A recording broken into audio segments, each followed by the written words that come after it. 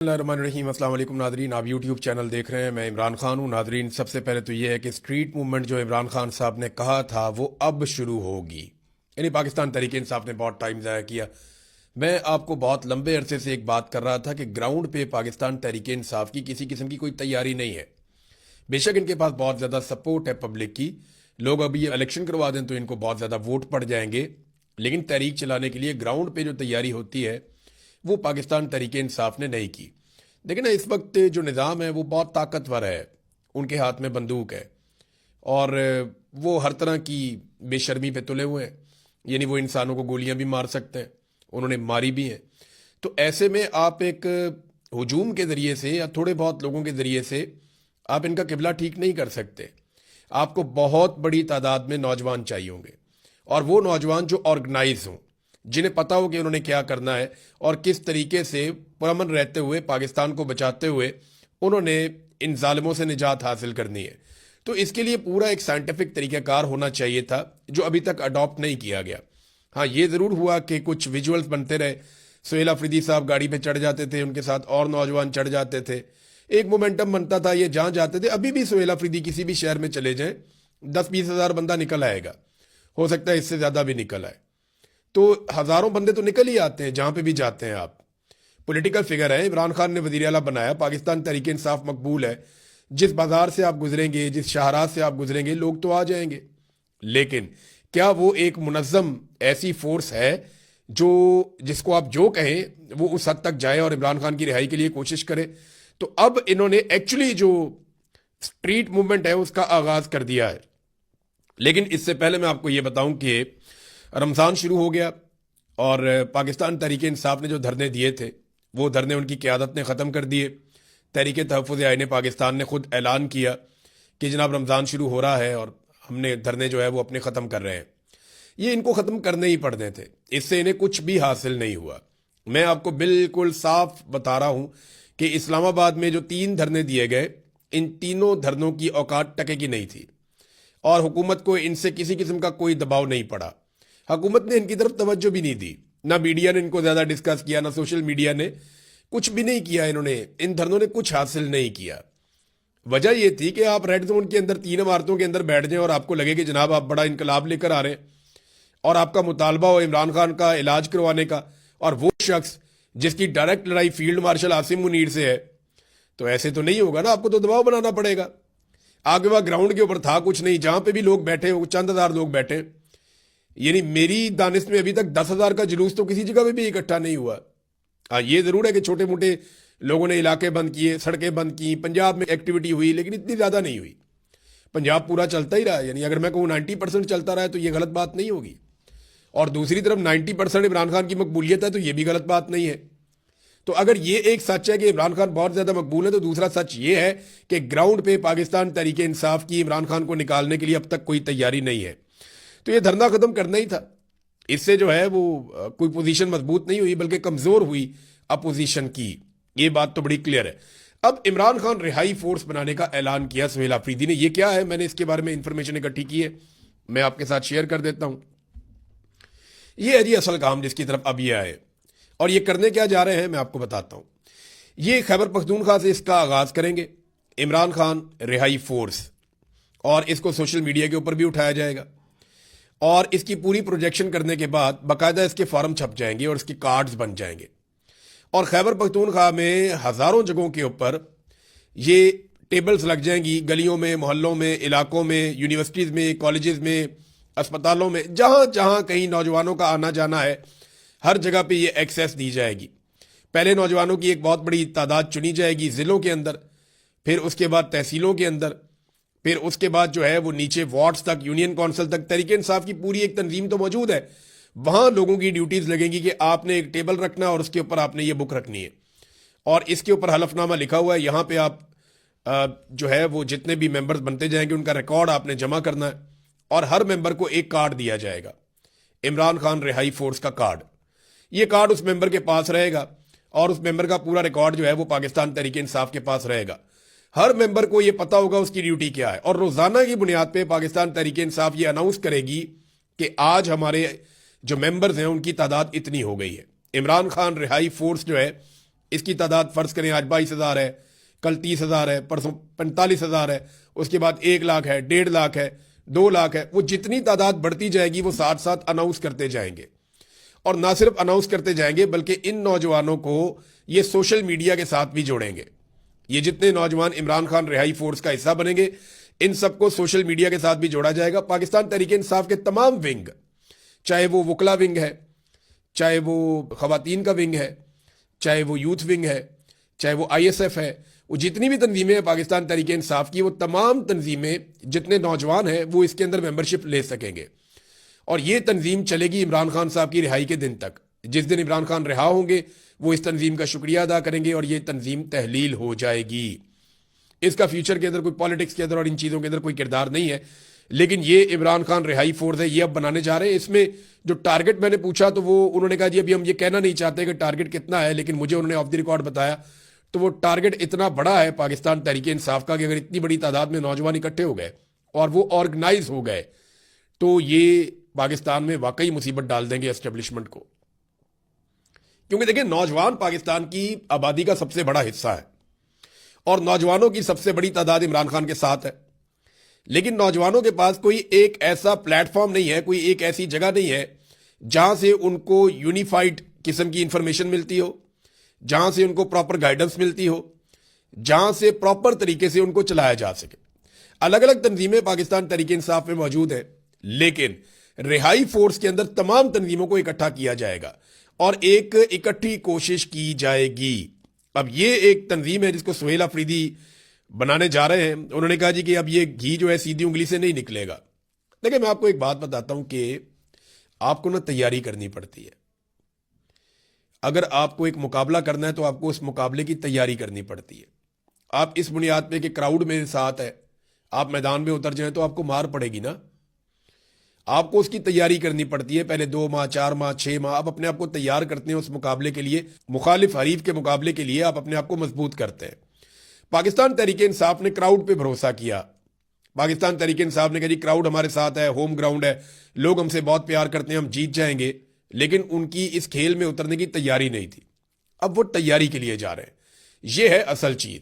اگر یہ فورس بن جاتی ہے اور لاکھوں نوجوانوں کی جیب میں کارڈ ہوتا ہے عمران خان کا اور وہ سارے نوجوان اکٹھے ہو کر نکلتے ہیں تو یہ ان کے لیے ایک بہت بڑا آنر ہوگا فیوچر میں کہ انہوں نے ایک بڑی تحریک چلائی تھی. اب روزانہ کی بنیاد پہ یہ اعلان کریں گے اور تمام تنظیمیں اس کا حصہ بنیں گی اور پھر حلف بھی لیا جائے گا.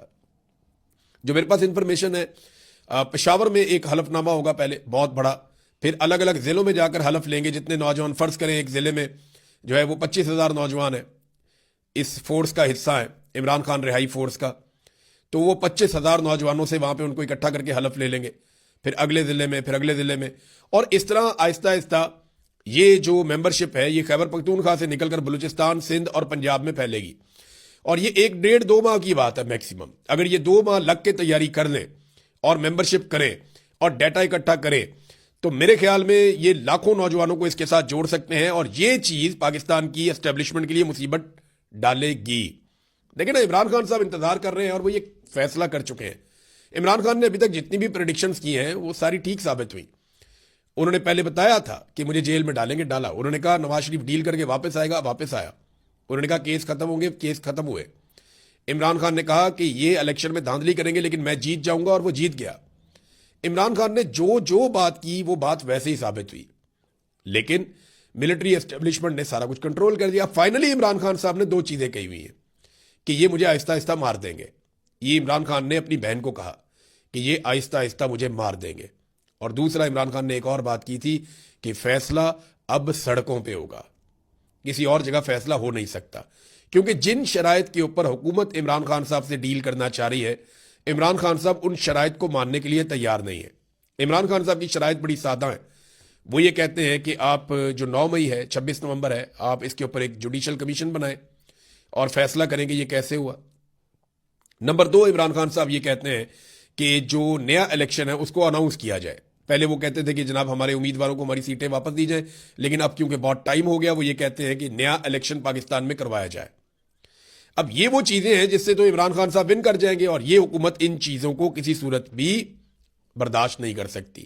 تو انہیں اگلے الیکشن سے پہلے عمران خان صاحب سے جان چھڑانی ہے اور عمران خان صاحب یہ جانتے ہیں, انہوں نے اپنی بہن کو بتا دیا ہے کہ یہ مجھے اب مار دیں گے, لیکن ساتھ ہی ساتھ انہوں نے کہا کہ فیصلہ سڑکوں پہ ہوگا, اور اگر سڑکوں پہ فیصلہ ہونا ہے تو عمران خان رہائی فورس جو اب بنائی جا رہی ہے, ہو سکتا ہے کہ یہ اتنی طاقتور فورس بن جائے کہ یہ فورس اسٹیبلشمنٹ کو مہنگی پڑ جائے.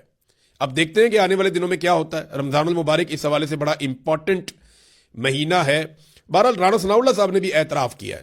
دیکھیں نا, یہاں پہ سارے لوگ اچھل کے کہہ رہے تھے کہ جی عمران خان صاحب جو ہے وہ لیٹ گئے جی, وہ ڈیل مانگ رہے ہیں جی, عمران خان صاحب ڈٹ کے کھڑا تھا, لو جی ختم شد ہو گیا جی, یہ NRO ہو گیا جی ختم. یہ پتہ نہیں کون کون سے صحافی ہیں اور کون کون سے عجیب تجزیہ کار ہیں اور عجیب سیاستدان ہیں. وہ خواجہ آصف ہے, اس نے بھی تانے کسنا شروع کر دیے تھے. یہ رانا ثناء اللہ یہ سمجھدار آدمی ہے. رانا ثناء اللہ نے صاف کہا, انہوں نے ٹو دی پوائنٹ بات کرتا ہوں, عمران خان ڈیل پہ نہیں مان رہا. انہوں نے کہا جی 2 دفعہ ہم نے بڑی سنجیدہ کوشش کی ہے عمران خان کو ڈیل پہ آمادہ کرنے کے لیے, لیکن عمران خان ڈیل پہ نہیں مان رہا. دیکھیں رانا ثناء اللہ صاحب نے 2 مرتبہ مان لیا ہے, ابھی یہ 2 مرتبہ اور مانیں گے. وجہ یہ ہے کہ میری انفارمیشن کے مطابق عمران خان کو 4 سے 5 مرتبہ ڈیل کی آفر کی گئی ہے, اور 4-5 مرتبہ عمران خان صاحب نے جو شرائط رکھی وہ حکومت کے لیے اور اسٹیبلشمنٹ کے لیے قابل قبول نہیں تھی, کیونکہ عمران خان صاحب ڈیل نہیں کرنا چاہ رہے. وہ کہہ رہے ہیں جی باہر نکلے اسٹیبلشمنٹ, عدلیہ کو کھلا چھوڑے, میں خود ہی باہر آؤں گا اور میں نمٹ لوں گا, اور آپ پاکستان میں فری اینڈ فیئر الیکشن کروائیں. اب ان شرائط کے اوپر تو نہیں مانتے. رانا ثناء اللہ نے کہا نواز شریف بہت بڑا آدمی ہے, اس نے 3 مرتبہ ڈیل کر کے رستہ نکالا ہے. دیکھیں ایک دفعہ نواز شریف صاحب نے رستہ نکالا اور جدہ نکل گئے, باقی پارٹی کو جیلوں میں چھوڑ دیا, بہت زبردست آدمی ہے. دوسری مرتبہ جدہ سے لندن چلے گئے, وہاں سے واپس آ گئے ڈیل کر کے, بہت زبردست آدمی ہے, کمال آدمی ہے. پھر جناب لندن سے پاکستان میں آگے ایک دفعہ حکومت بنائی, اور جب حکومت بنی اور دوبارہ پکڑے گئے پاناما کے اندر, تو پھر جناب ایک دفعہ ڈیل کر کے پھر لندن نکل گئے علاج کروانے کے بہانے, 4 ہفتے کے بہانے, عدالت سے آرڈر لے کے, اور پھر 4 سال کے بعد واپس آئے ڈیل کر کے, جوتے پالش کر کے, اور پھر اقتدار میں آ گئے. تو اگر اس سے آدمی بڑا ہوتا ہے اور اچھا سیاستدان ہوتا ہے تو رانا ثناء اللہ صاحب, نواز شریف صاحب تو پھر بہت اچھے سیاستدان ہیں, ان سے اچھا تو کوئی نہیں ہے. وہ کہتے ہیں جی ہٹ درمی ہے جو عمران خان صاحب دکھا رہے ہیں, انہیں ڈیل کر لینی چاہیے, رفتہ نکالنا چاہیے. لیکن ایک اور بات وہ کہتے ہیں کہ اگر عمران خان کو یہ یقین ہو جائے کہ انقلاب نہیں آ رہا اور وہ مایوس ہو جائیں اور انہیں پتہ چل جائے کہ دور دور تک کچھ ایسا نہیں ہوگا, تو پھر شاید رستہ نکل آئے. دیکھیں یہ عمران خان صاحب کا سمجھے نہیں. ان کو عمران خان نے یہ تو نہیں کہا تھا کہ انقلاب آئے گا تو میں ڈٹ کے کھڑا رہوں گا. اس نے کہا تھا کہ جب تک میرے میں خون ہے میں آخری سانس تک لڑوں گا. عمران خان نے کہا تھا میں اکیلا بھی رہ گیا میں پھر بھی ان کے ساتھ لڑوں گا, اس مافیا کے سامنے میں نہیں جھکوں گا. تو عمران خان نے تو یہ شرط ہی نہیں رکھی کہ انقلاب آئے گا تو میں کھڑا ہوں گا. عمران خان نے تو یہ کہا تھا کہ میں کھڑا ہو جاؤں گا, تو وہ کھڑا ہوا. آپ کو یہ بات سمجھنی پڑے گی, آپ کو ڈیل عمران خان سے وہی کرنی پڑے گی جو لاجیکل ہوگی کہ جناب دوبارہ الیکشن کروائیں. آپ نے اس کا الیکشن چوری کیا ہے. عمران خان آپ کو 4 سیٹیں نہیں چھوڑ رہا تھا, آپ نے پوری حکومت چوری کر لی اس کی. وہ آپ کو چھوڑے گا؟ وہ نہیں چھوڑے گا آپ کو. یہ بات آپ اپنے ذہن میں رکھ لیں. خرم ذیشان صاحب نے ایک بات کی ہے, اور پاکستان تحریک انصاف کے لیے تو یہ تکلیف دہ بات ہونی چاہیے. انہوں نے کہا جی کہ عمران خان نے اس مرتبہ میرے پاکستانیوں کہہ کر کوئی پیغام نہیں بھجوایا. اس نے اپنے عوام کو مخاطب نہیں کیا, اس نے اپنی بہنوں سے کہا کہ میرے لیے آواز اٹھائیں, کیونکہ عمران خان نے اپنے عوام کا بہت انتظار کیا ہے. لیکن ناظرین, سہیل آفریدی کے حوالے سے میں آپ کو ایک چیز بتاؤں. ابھی یہ بات بھی ہو رہی تھی, عمران خان کی بہن نے بھی کی کہ وہ آ کر بیٹھ گیا اور لگتا ہے کہ سہیل آفریدی کی جگہ لے لے گا. تو یہ گنڈا پور کے بارے میں بات ہو رہی ہے, اور میں نے آپ کو کل بتایا بھی تھا پچھلے ویلاگ میں کہ گنڈا پور کے دماغ میں یہ بات اسٹیبلشمنٹ نے فٹ کر دی ہے, اور اسٹیبلشمنٹ کے ذرائع یہ کہہ بھی رہے ہیں کہ سہیل آفریدی کو نااہل کرنے کے بعد گنڈا پور کو وزیر اعلیٰ بنایا جائے گا خیبر پختونخوا کا. جتنا میں پاکستان تحریک انصاف کو سمجھتا ہوں اور جتنے میرے رابطے ہیں, میری نظر میں کوئی بھی بن جائے گا تحریک انصاف میں سے وزیر اعلیٰ, گنڈا پور نہیں بنتا. اور اگر گنڈا پور کو زبردستی وزیر اعلیٰ بنا بھی دیا گیا نا, تو گنڈا پور صاحب کی سیاست تباہ ہو جائے گی. ان پہ بہت تنقید ہو رہی ہے اس وقت پاکستان تحریک انصاف میں.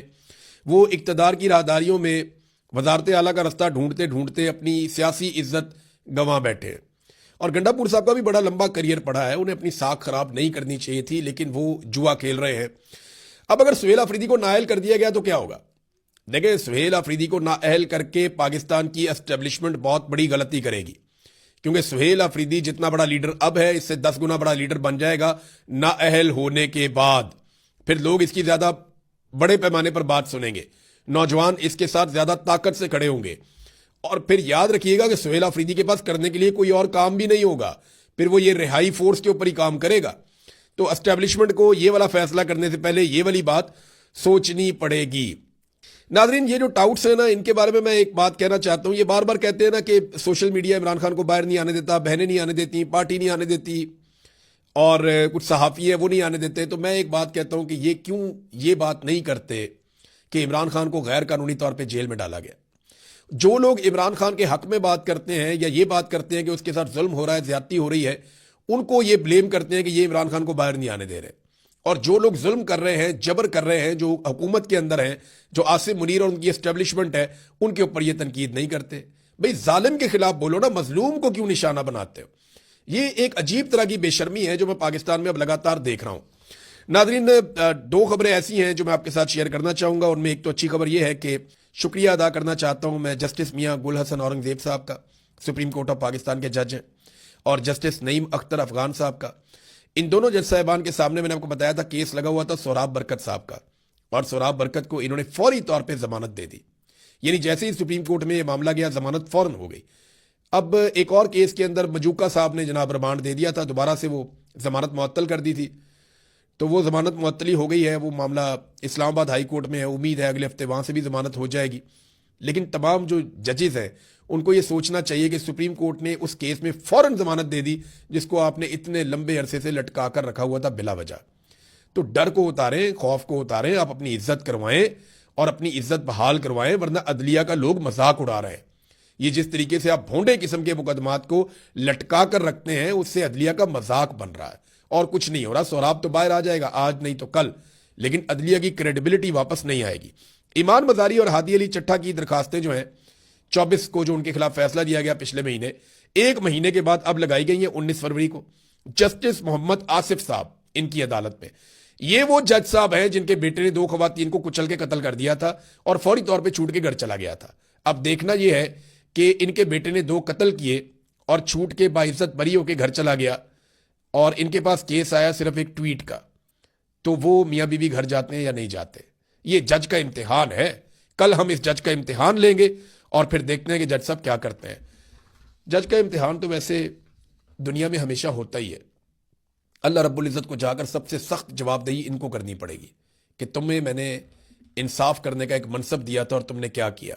जवाब तो इनको देना पड़ेगा। अब तक इतने, अपना ख्याल रखिएगा, अपने इस चैनल का भी। अल्लाह हाफ़िज़।